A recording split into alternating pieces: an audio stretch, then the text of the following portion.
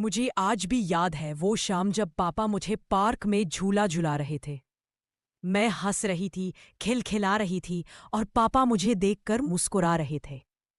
क्या बनोगी जब बड़ी होगी? पापा ने पूछा। मैंने झट से कहा, डॉक्टर, ताकि आपको कभी बीमार ना होने दूं। पापा जोर से हंसे थे और बोले थे, फिर तो मैं दुनिया का सबसे खुशकिस्मत आदमी बन जाऊंगा। वो मेरी जिंदगी के सबसे हसीन पल थे। मुझे लगता था दुनिया में सबसे सुरक्षित जगह मेरे पापा की गोद है। मैंने कभी सोचा भी नहीं था कि एक दिन वही गोद हमेशा के लिए छिन जाएगी। उस रात माँ को अचानक एक फोन आया। क्या? एक्सीडेंट? कहाँ? हम अभी आते हैं। माँ की आवाज कांप रही थी। मैंने उनके चेहरे पे वो डर पहले कभी नहीं देखा था। कुछ ही घंटों में हमारी दुनिया बदल गई। हॉस्पिटल पहुंचे तो पापा चुपचाप एक सफेद चादर में लिपटे पड़े थे। माँ जोर जोर से रो रही थी और मैं बस खड़ी थी। न रोई न चिल्लाई, बस देखती रही। शायद मैं समझ नहीं पा रही थी, या शायद मेरा दिल मानने को तैयार नहीं था। लोग कह रहे थे ये एक एक्सीडेंट था, लेकिन ना जाने क्यों मुझे कुछ अधूरा सा लगा। जैसे कोई कहानी बताई नहीं गई हो, जैसे कोई सच्चाई छुपाई जा रही हो। पापा ऐसे नहीं जा सकते थे। वो बहुत संभल कर गाड़ी चलाते थे। वो कभी देर नहीं करते थे। फिर उस रात ऐसा क्या हुआ? उस दिन मेरे बचपन की आखिरी हंसी थी। उस दिन मेरी मुस्कान के साथ मेरा भरोसा भी मर गया। मैं छोटी थी, पर अब मुझे हर जवाब चाहिए था। हर उस सवाल का जवाब जो पापा के जाने के बाद पीछे छूट गया था। पापा की मौत के बाद सब कुछ जैसे रुक सा गया था। घर में पहले जैसी रौनक नहीं रही। माँ ज्यादा बोलती नहीं थी और मैं अब ज्यादा सवाल करने लगी थी। हर चीज में शक होने लगा था। कभी पापा की घड़ी देखती तो लगता जैसे वो अब भी टिक टिक कर रहे हैं। कभी उनकी अलमारी खोलती तो लगता जैसे वो अभी ऑफिस से लौटने वाले हैं। लेकिन वो नहीं लौटे। उस दिन मैंने माँ से पूछ लिया, माँ, पापा की मौत कैसे हुई? माँ चुप रही।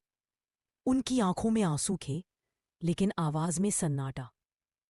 पापा का एक्सीडेंट हुआ था। अंजलि, अब पुरानी बातें मत सोचो। लेकिन मेरा मन नहीं माना। पापा का फोन मुझे मिल गया था, टूटा हुआ लेकिन चालू था। मैंने उसमें आखिरी कॉल देखी। एक नंबर बार बार दिख रहा था जिसे मैं नहीं जानती थी। मैंने वो नंबर नोट कर लिया। उस रात नींद नहीं आई। मैं बार बार सोच रही थी, अगर ये एक्सीडेंट था तो फिर माँ की आंखों में इतना डर क्यों है? चाचा अब पहले जैसे नहीं रहे थे। जो मुझे कभी गोद में उठाते थे, अब मेरी आंखों से नजरें चुराते थे। पड़ोस में रहने वाली बुआ जी ने एक दिन धीरे से कहा, बेटा, कुछ बातें जितना जल्दी भूल जाओ उतना अच्छा है। मैंने पूछा, कौन सी बातें? वो सिर्फ मुस्कुराई, एक अजीब सी मुस्कान, जैसे उनकी होंठ चुप थे पर आंखें सब कह रही थीं। उसी दिन मैंने फैसला किया, अब मैं सिर्फ बेटी नहीं रहूंगी। अब मैं सवाल करूंगी, जवाब ढूंढूंगी। क्योंकि ये सिर्फ एक हादसा नहीं था, कुछ तो था। कोई राज, कोई ऐसा सच जो पापा की मौत के साथ दफन कर दिया गया था। पापा के जाने के कुछ हफ्तों बाद घर में एक अजीब सी खामोशी थी, पर उस खामोशी के पीछे कुछ छुपा हुआ था। एक दिन सुबह घर में कुछ लोग आए। काले सूट, मोटी फाइलें और भारी आवाजें। माँ ने मुझे कमरे में भेज दिया, लेकिन दरवाजा पूरा बंद नहीं किया गया था। मैंने सुना, ये आपके पति की वसीयत है मैडम। उन्होंने अपने जीवन काल में घर, दुकान, बीमा सब अपनी बेटी अंजलि के नाम कर रखा है। मैं चौंक गई थी। माँ ने धीमी आवाज में पूछा, क्या इसे बदला जा सकता है? वो वाक्य मेरे कानों में किसी चाकू की तरह चुभा। क्या माँ नहीं चाहती थी कि पापा की चीजें मेरी हों? उस दिन पहली बार माँ की आंखों में डर के साथ साथ लालच भी दिखा।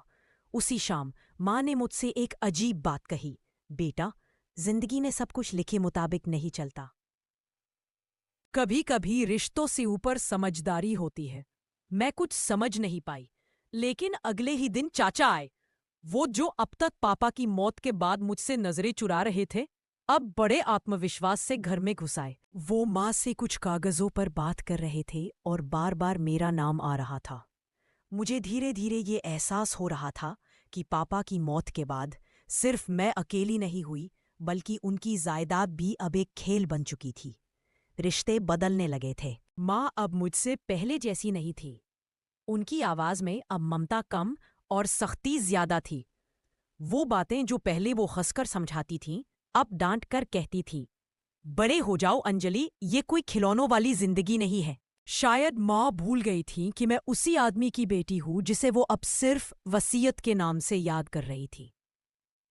चाचा, जिन्हें मैं बचपन में हीरो कहती थी, जो मुझे मेले में लेकर जाते थे, मेरे लिए गुब्बारे और चूड़ियां लाते थे, अब वही चाचा मेरे घर में आते तो थे लेकिन आंखें मिलाते नहीं थे। तब उनकी बातें बदल गई थी, लहजा बदल गया था, और सबसे ज्यादा उनकी नजरों में कुछ और ही था। एक दिन माँ और चाचा कमरे में अकेले बात कर रहे थे। मैं किचन से पानी लेने गई थी, लेकिन उनकी बातें मेरे कानों तक आ रही थीं। माँ कहती है, अगर वो लड़की कुछ भी समझ गई तो?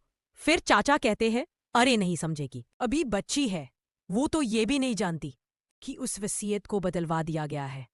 माँ कहती है, बस भगवान करे कि कोई शक ना करे, वरना सब खत्म हो जाएगा। मेरा हाथ पानी के गिलास से कांप गया, गिलास जमीन पर गिरा और टूट गया। कमरे में सन्नाटा छा गया। माँ और चाचा तुरंत बाहर निकले। माँ थोड़ा घबराकर बोली, तू यहाँ क्या कर रही है? मैंने कांपती आवाज में कहा, पानी लेने आई थी। मुझे पानी लेने कहा माँ, पर उनके चेहरे पर वो पुरानी ममता कहीं नहीं थी। रात को मैं पापा की तस्वीर के सामने बैठी रही। उनकी आंखों में एक सवाल सा दिखा, जैसे वो पूछ रहे हो, क्या तुम मुझे न्याय दिला पाओगी अंजलि? मैंने तस्वीर को कसकर सीने से लगाया और फुसफुसाई, पापा, अब मैं छोपी नहीं रही, अब मैं किसी को माफ नहीं करूंगी। उस दिन मेरे मन में पहला शक नहीं, पहला यकीन पैदा हुआ कि पापा की मौत एक हादसा नहीं, एक साजिश थी। मुझे पापा के ऑफिस गए हफ्तों बीत चुके थे, लेकिन वहां का एक कमरा अब भी वैसा ही बंद पड़ा था।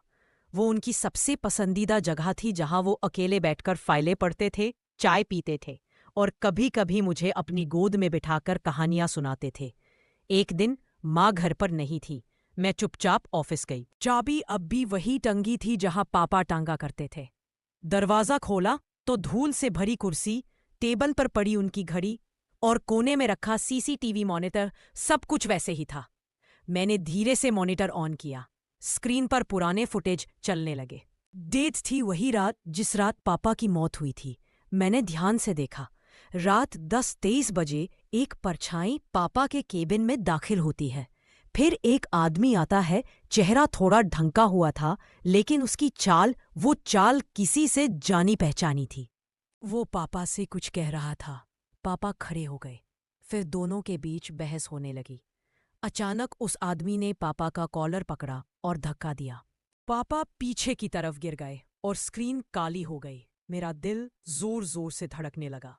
मेरे हाथ पैर कांपने लगे। मैंने रिकॉर्डिंग को रोककर जूम इन किया। चेहरा साफ नहीं था, लेकिन मैंने एक चीज पहचान ली। उसके हाथ में एक काला धागा बंधा था, जो चाचा हमेशा पहनते थे। उस पल मुझे यकीन हो गया, मेरे शक की पहली कड़ी हाथ लगी थी। अब ये बस कहानी नहीं रही, अब ये एक लड़ाई थी। एक बेटी की अपने पिता के लिए सच को सामने लाने की लड़ाई। फुटेज देखने के बाद मेरे अंदर एक अजीब सा तूफान चल रहा था। मैंने सब कुछ मोबाइल में रिकॉर्ड कर लिया था, लेकिन मैं अभी कुछ कर नहीं सकती थी, क्योंकि एक नाम जो शक के घेरे में था, वो था मेरा चाचा। और सबसे दुख की बात ये थी कि माँ उस दिन के बाद बदल गई थी। अब मैं समझने लगी थी, शायद वो बदलना एक दिखावा नहीं था, एक हिस्सा था उस साजिश का। मैंने साहस जुटाकर माँ से पूछने का फैसला किया। रात के खाने के बाद मैंने पापा की तस्वीर सामने रखी और माँ के पास जाकर बैठ गई। मैंने धीरे से कहा, माँ, पापा की मौत एक्सीडेंट नहीं थी। मैंने सीसीटीवी फुटेज देखी है। कोई उन्हें धक्का देता है और फिर स्क्रीन ब्लैक हो जाती है। माँ की आंखें एक पल को फैल गई, जैसे कोई छुपी हुई चीज सामने आ गई हो। मैंने माँ का हाथ पकड़कर पूछा, क्या आप जानती हैं माँ कि पापा को किसने मारा? माँ ने कुछ नहीं कहा, ना हाँ ना ना। बस उनकी आंखों में आंसू आ गए और चेहरे पर एक अजीब सी बेचैनी। मैंने फिर कहा, अगर आप कुछ जानती हैं तो बताइए माँ, आपकी चुप्पी भी गुनाह बन सकती है। माँ उठी, धीरे से कमरे में चली गई और दरवाजा बंद कर लिया। उस रात उन्होंने मुझसे बात नहीं की। मैं पूरी रात जागती रही, सोचती रही, क्या माँ भी उस राज का हिस्सा है या वो सिर्फ चुप हैं किसी डर के कारण। अब ये खेल और गहरा हो चुका था। मुझे एक नहीं, दो चेहरों पर से नकाब उठाना था। अगली सुबह माँ देर तक कमरे से बाहर नहीं आई। जब दरवाजा खुला तो उनकी आंखों में रात भर की जाग और भारीपन साफ था, लेकिन अब भी वो कुछ कहने को तैयार नहीं थी। मुझे समझ नहीं आ रहा था कि माँ किस चीज से डर रही है या फिर किसे बचा रही है। मैंने तय किया अब और इंतजार नहीं करूंगी। मैं सीधा थाने पहुंची। थानेदार ने मेरी बात ध्यान से सुनी, फुटेज देखी और कहा, सबूत तो है पर चेहरा साफ नहीं है। तुम्हें और कुछ चाहिए जो साफ बताए कि ये मर्डर है और किसने किया। मैं निराश लौटी, लेकिन अब मैं हार मानने वाली नहीं थी। पापा की पुरानी अलमारी में मैंने उनकी डायरी ढूंढनी शुरू की। कई फाइलों और कागजों के नीचे एक नीली डायरी मिली। डायरी के आखिरी पन्नों में लिखा था, मेरे अपने ही अब अपने नहीं रहे। जिन पर सबसे ज्यादा भरोसा था वही अब मेरी जड़ें काट रहे हैं। शायद मुझे ये सब अंजलि को बताना चाहिए, लेकिन मैं उसे इस गंदगी में नहीं घसीटना चाहता। एक और मौका दूंगा, अगर वो सुधर गए तो अच्छा, वरना अगला कदम मैं उठाऊंगा। मेरी रूह कांप गई। पापा को अंदेशा हो चुका था कि उन्हें कोई अपना ही धोखा दे रहा है, और वो कोई और नहीं बल्कि चाचा और शायद माँ भी। अब शक नहीं रहा, ये एक प्लान किया गया मर्डर था। मैं माँ के पास गई, डायरी सामने रखी और पूछा, ये क्या है माँ? क्या आप जानती थीं कि चाचा और पापा के बीच कुछ चल रहा था? माँ का चेहरा सफेद पड़ गया। उन्होंने धीरे से मेरी तरफ देखा और सिर्फ इतना कहा, मैं मजबूर थी अंजलि। इतने कहकर वो फूट फूट कर रोने लगी। अब पहली बार मुझे यकीन हुआ कि माँ सब जानती थी, पर अब भी बहुत कुछ अनकहा था। मजबूरी क्या थी? डर किससे था? अब बस एक बात तय थी, माँ इस खेल में शामिल थी या फिर किसी और के हाथों की कठपुतली थी। अब मेरे पास सबूत था, सीसीटीवी फुटेज, पापा की डायरी और माँ की आंखों में छुपी सच्चाई। लेकिन एक चीज अभी भी बाकी थी, एक सीधा जवाब। जवाब उस इंसान से जिसे मैंने सबसे ज्यादा चाहा था, अपनी माँ। उस रात मैं माँ के कमरे में गई। उन्होंने मुझे देखा पर कुछ बोले नहीं। मैंने धीरे से कहा, माँ मुझे अब झूठ मत बताइए। वो चुप रही। मैंने पूछा, क्या आपको पता था कि चाचा ने पापा को मारा, या फिर आप भी उस प्लान का हिस्सा थी? माँ की सांसें तेज हो गई। उनकी आंखों में फिर वही पुरानी बेचैनी लौट आई। मैंने फिर पूछा, क्या आपने पापा को मरवाया माँ? क्या आपके लिए पैसा जायदाद प्यार से बड़ा हो गया था? अब माँ फूट पड़ी। माँ रोते हुए कहती है, मैंने कुछ नहीं किया अंजलि, मैं सिर्फ चुप रही क्योंकि मैं डर गई थी। मैंने पूछा, डर किससे माँ? पापा से तो नहीं, तो फिर किससे? माँ ने धीरे से कहा, तेरे चाचा से। वो मुझसे जबरदस्ती करने लगा था। धमकाता था कि अगर मैंने कुछ कहा तो तुम्हें भी नुकसान पहुंचेगा। मेरे पैरों के नीचे से जमीन खिसक गई। मैंने कहा, तो आपने सब देखा, सब जाना और फिर भी चुप रही। माँ आंखें नीची करके बोली, हाँ, मैंने अपने डर को तुझसे बड़ा मान लिया। उस पल मेरी माँ मेरे सामने बैठी थी, पर मुझे ऐसा लगा जैसे वो अब माँ नहीं रही, बस एक डरी हुई औरत थी जिसने अपने डर में मेरी दुनिया उजाड़ दी। मैं कुछ नहीं बोली, बस उठकर वहां से चली गई। अब मुझे माँ पर दया नहीं आ रही थी, ना ही गुस्सा, बस खालीपन था। क्योंकि अब मेरे पास प्यार नहीं बचा था, ना माँ के लिए, ना चाचा के लिए, ना इस रिश्ते के नाम के लिए। अब सिर्फ एक चीज थी, इंसाफ। उस रात के बाद मैंने माँ से बात करना बंद कर दिया। घर में दो लोग थे, पर दो अलग अलग दुनियाओं में जी रहे थे। माँ मुझे देखकर चुप रहती, मैं उन्हें देखकर पलट जाती। पापा की मौत ने हम दोनों के बीच वो रिश्ता भी मार डाला था जो खून से नहीं, भरोसे से बना था। एक हफ्ता बीत गया। मैंने चाचा के घर के आसपास जानकारी इकट्ठा करनी शुरू की। एक पुराना चौकीदार मिला जो कभी पापा के ऑफिस में काम करता था। उसने मुझे एक और झटका दिया। वो बोला, तुम्हारे पापा बहुत परेशान थे बिटिया। उनके पास कई बार कुछ खत आते थे, पढ़ते थे, फिर जला देते थे, और कई बार देर रात तक अकेले बैठकर रोते थे। मैंने पूछा, क्या वो खत किसी ने भेजे थे? उसने सिर हिलाया। हाँ। मैंने माँ से फिर सवाल किया, क्या आपको उन खतों के बारे में पता था? माँ चुप रही। मैंने चीख कर कहा, क्या आप अब भी चुप रहेंगी माँ?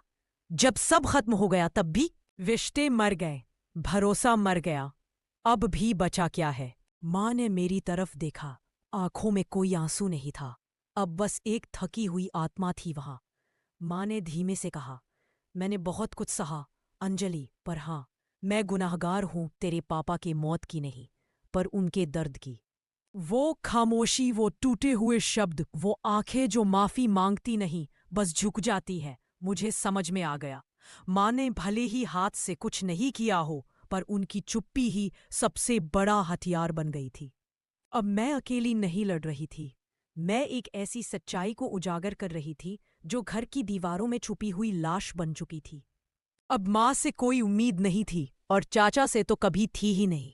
लेकिन मुझे यकीन था, सच्चाई कहीं न कहीं दर्ज जरूर होती है, कभी कागजों में, कभी कैमरों में, और कभी उन लोगों की याद में जो चुप रहते हैं लेकिन सब जानते हैं। मैंने पापा की पुरानी ऑफिस फाइलों को फिर से खंगालना शुरू किया। पुरानी अलमारी में एक छिपा हुआ लॉक बॉक्स मिला। चाबी तो नहीं थी, लेकिन किसी तरह ताले को तोड़कर खोला। उस बॉक्स में थे कुछ बैंक स्टेटमेंट्स, चाचा के साइन किए हुए कई पेपर और एक लिफाफा जिस पर पापा की लिखावट थी, अगर मुझे कुछ हो जाए तो मेरे हाथ कांपने लगे। मैंने वो लिफाफा खोला। उसमें एक लेटर था। मैं अमर प्रताप सिंह ये बयान लिख रहा हूं ताकि अगर मुझे कुछ हो जाए तो ये दुनिया जान सके कि मेरे अपने ही मेरी जान के दुश्मन बन गए हैं। मेरे छोटे भाई रघुवीर और मेरी पत्नी सीमा दोनों ने मेरी जायदाद और बीमा के लालच में मुझे खत्म करने की प्लानिंग की है। मैं इनके इरादों को समझ चुका हूं। अगर मैं जिंदा रहा तो सब ठीक कर लूंगा, लेकिन अगर नहीं रहा तो ये दस्तावेज मेरी बेटी अंजलि को दे देना। वो समझदार है और हिम्मत वाली भी। मुझे उस पर पूरा भरोसा है। मेरे हाथ से वो चिट्ठी गिर गई। दिल सुन्न हो गया। पापा ने सब जान लिया था, लेकिन किसी को कुछ नहीं बताया, सिर्फ इसलिए क्योंकि उन्हें मुझ पर भरोसा था। मैंने सारे पेपर उठाए और सीधा वकील के पास गई। वकील ने पढ़कर कहा, अगर ये दस्तावेज असली है तो तुम्हारे पास केस बहुत मजबूत है। अब एफआईआर दर्ज की जा सकती है। मैंने सिर हिलाया।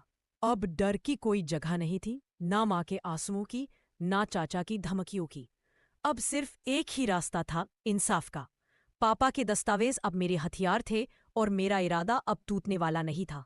मैंने एफआईआर दर्ज करवाई, चाचा और माँ दोनों पर। थाने में जब पुलिस ने चाचा को बुलाया, वो पहले तो हंसा। एक लड़की क्या कर लेगी, उसने यही कहा। लेकिन जब सामने पापा की लिखी चिट्ठी रखी गई, उसके चेहरे की हंसी ऐसे गायब हुई जैसे कोई नकाब अचानक फट गया हो। अब बात घर की नहीं थी, अदालत की थी। कुछ दिनों में केस कोर्ट में पहुंचा। मेरे खिलाफ बहुत से सवाल उठे। एक बेटी अपने ही घरवालों पर केस क्यों करेगी? मैंने हर सवाल का जवाब एक ही लाइन में दिया, क्योंकि वो मेरे पिता थे और मैं उनकी बेटी। चाचा के वकील ने कोशिश की कि दस्तावेज को झूठा साबित करे, पर हैंडराइटिंग एक्सपर्ट की रिपोर्ट ने साफ कर दिया चिट्ठी असली थी। मां कोर्ट में पेश नहीं हुई, उन्होंने मेडिकल ग्राउंड लिया, पर जज ने उनके बयान की जरूरत बताई। और जब मां कोर्ट में आई तो सबकी नजरें उन्हीं पर थी। जज ने पूछा, क्या आप जानती थी कि आपके पति को जान का खतरा था? मां ने चुप रहकर सिर हिलाया। जज ने फिर पूछा, क्या आपने चाचा के प्लान के बारे में कुछ सुना था? मां की आंखों से आंसू बहने लगे। वो बोली, मैं जानती थी, लेकिन मैं हिम्मत नहीं जुटा सकी। मैंने सब कुछ देखा सुना, पर कभी कुछ कहा नहीं। कोर्ट में सन्नाटा छा गया। अब ये साबित हो गया था, सिर्फ चाचा ही नहीं, मां की चुप्पी भी एक हिस्सेदार थी।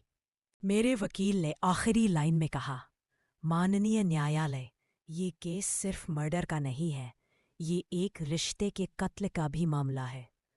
मैंने पापा की तस्वीर को देखा और धीरे से कहा, मैं वादा निभा रही हूं पापा। कोर्ट में अब आखिरी बहस की तैयारी थी। हर दिन एक नई गवाही होती, हर दिन एक नया चेहरा बेनकाब होता, और हर रात मैं पापा की तस्वीर के सामने बैठकर अपने आंसुओं को छुपाने की कोशिश करती। लेकिन अब मैं रो नहीं रही थी, अब मैं अंदर से पत्थर होती जा रही थी। एक दिन कोर्ट में एक चौंकाने वाली बात सामने आई। चाचा के बैंक अकाउंट से पिछले साल एक बड़ी रकम ट्रांसफर हुई थी किसी अनजान व्यक्ति के नाम। जब उस नाम की छानबीन हुई तो पता चला कि वो आदमी वो ड्राइवर था जिसने पापा की गाड़ी को टक्कर मारी थी। अब यह साफ था, यह कोई हादसा नहीं, बल्कि प्लान किया गया मर्डर था। मां कोर्ट में खड़ी थी। उनसे जज ने आखिरी बार पूछा, क्या आप अपना बयान बदलना चाहेंगी? मां ने मेरी ओर देखा। उनकी आंखों में पछतावे के साथ कोई उम्मीद भी थी। मां बोली, हाँ, मैंने चुप रहकर पाप किया। रघुवीर ने मुझसे कहा था कि अगर मैंने कुछ बोला तो वो अंजलि को भी नुकसान पहुंचा देगा। मैं डर गई थी, लेकिन अब नहीं डरती। माँ की बात सुनकर मेरे अंदर कुछ टूट गया और कुछ जुड़ भी गया।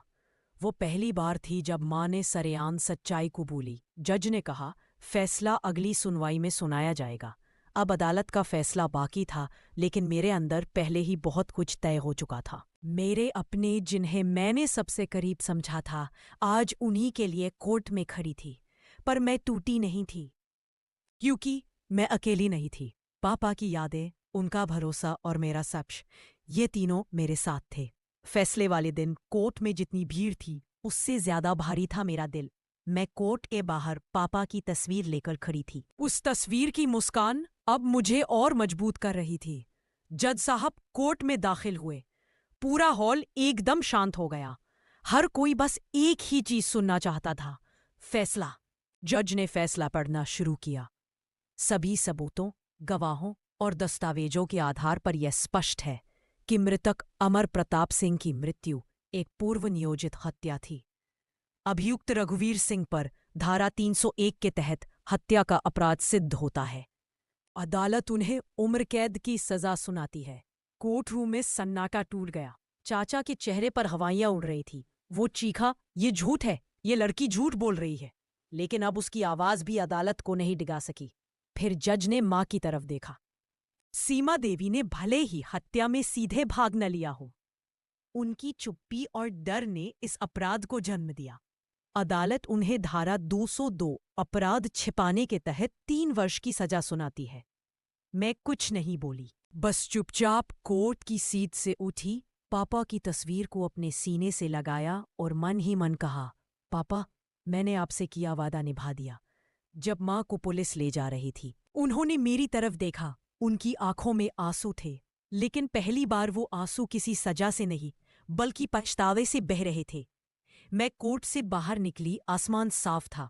पापा की मुस्कान अब मेरी यादों में नहीं, मेरी न्याय में थी। फैसला आ गया था। पापा को न्याय मिल चुका था। चाचा सलाखों के पीछे थे और माँ भी अपने अपराध की सजा भुगत रही थी। लेकिन मेरे अंदर एक खालीपन रह गया था। कोर्ट से लौटकर जब घर आई तो सब कुछ वैसा ही था। दीवारें, तस्वीरें, कमरे, बस रिश्तों की गर्मी अब कहीं नहीं थी। पापा की डायरी, सीसीटीवी फुटेज और वो खत सब अब सबूत नहीं थे, बस बीती जिंदगी के जख्म थे। कुछ दिन बाद जेल से माँ का खत आया। खत में उन्होंने लिखा, मैं जानती हूँ कि मैंने बहुत कुछ खो दिया, लेकिन सबसे बड़ी हार ये है कि मैंने तुझे खो दिया, अंजलि। अगर कभी माफ कर सको तो करना, नहीं तो मैं इसी पछतावे में जी लूंगी। मैंने कई बार वो खत पढ़ा, हर बार कुछ नया महसूस हुआ। गुस्सा, दर्द, पर कहीं गहराई में एक बात, माँ की मजबूरी और उनका टूटना। कभी पापा कहा करते थे, माफ करना कमजोरी नहीं होती, ये तुम्हारी ताकत का सबसे बड़ा सबूत होता है। मैंने माँ को जवाब नहीं भेजा, पर एक दिन जेल गई चुपचाप, बिना किसी बात के। मैंने मुझे देखकर रोना शुरू कर दिया। मैंने सिर्फ इतना कहा, मैं माफ तो नहीं कर सकी माँ, पर अब और नफरत भी नहीं कर सकती, बस आगे बढ़ना चाहती हूँ। उस दिन मैंने खुद को एक और आज़ादी दी, पापा के बिना जीने की आज़ादी। अब मैं उनकी बेटी के तौर पर नहीं, बल्कि खुद अंजलि बनकर जीना चाहती थी। मैंने घर की दीवारों को फिर से रंगवाया, पुराने कमरों को नया रूप दिया और सबसे जरूरी, अपने जख्मों को वक्त दिया। अब भी रात को पापा की तस्वीर के सामने बैठती हूँ, पर अब आंसू नहीं बहते। अब एक मुस्कान होती है कि मैंने उन्हें खोया जरूर, पर उनकी दी हुई हिम्मत को बचा लिया। The end। मैं टूटी, बिखरी, पर रुकी नहीं, क्योंकि मैं सिर्फ बेटी नहीं थी, मैं उम्मीद थी उस हर इंसान की जो सच्चाई के लिए अकेला लड़ रहा है।